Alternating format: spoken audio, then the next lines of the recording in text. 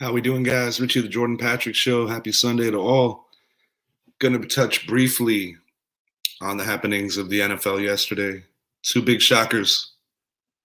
We had the Green Bay Packers losing at home, the number one seeded Packers losing at home to the San Francisco 49ers, and the Tennessee Titans, the other one seed in the AFC, losing to the Cincinnati Bengals.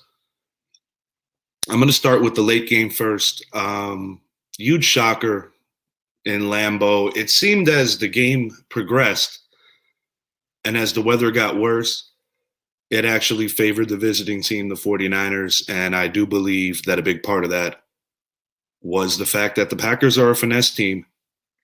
And I think they click on all cylinders when they're able to get separation, run their offense completely. The weather was awful. Make no excuses for an underachievement. No words for it. When you score 10 points at home, you don't deserve to win. And the special teams of the 49ers ultimately won that game with a block punt in the fourth quarter, which led to a game-tying touchdown. And before the half, blocking a field goal. Aaron Rodgers, although his numbers on paper don't look that bad, another crushing defeat.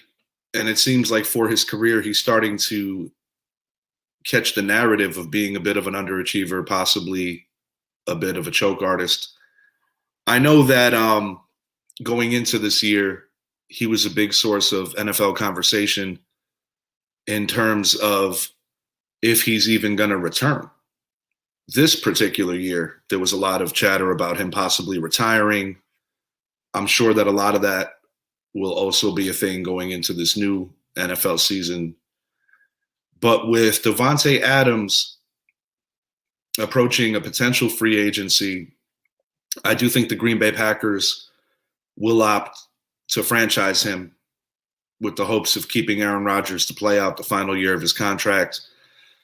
And while I know he's been linked to Denver, possibly even Las Vegas, I don't think that Aaron Rodgers is going to leave the Green Bay Packers under those circumstances, losing the way they did.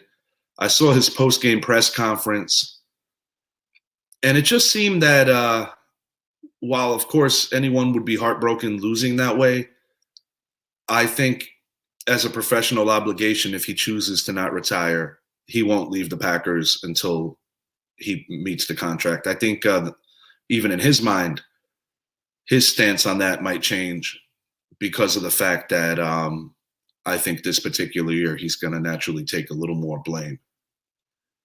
The San Francisco 49ers, for the second time in 3 years, are heading to the title game.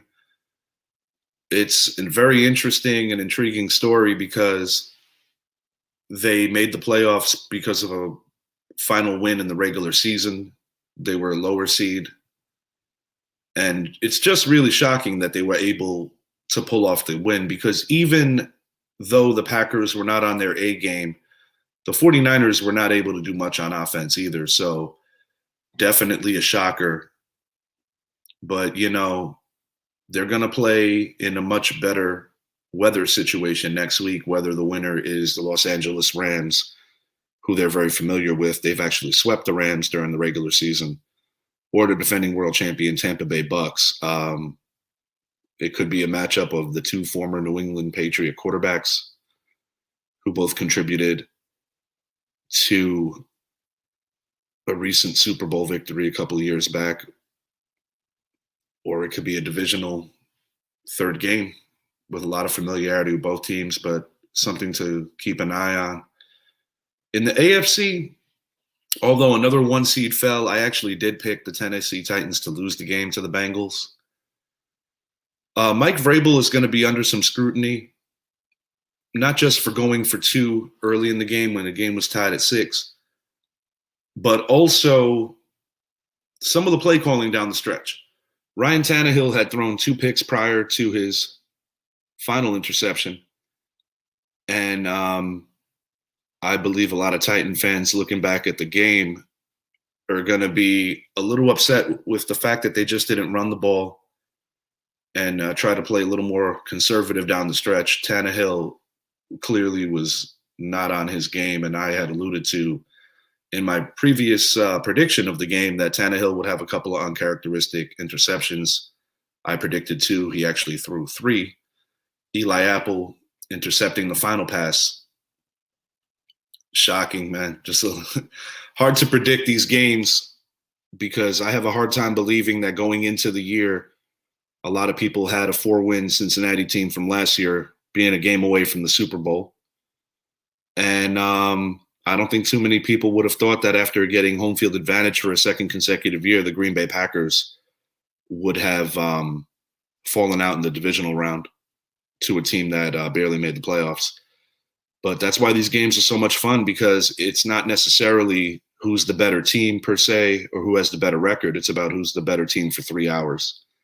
And in the NFL, it's been proven time and time again that having a week off doesn't always benefit you.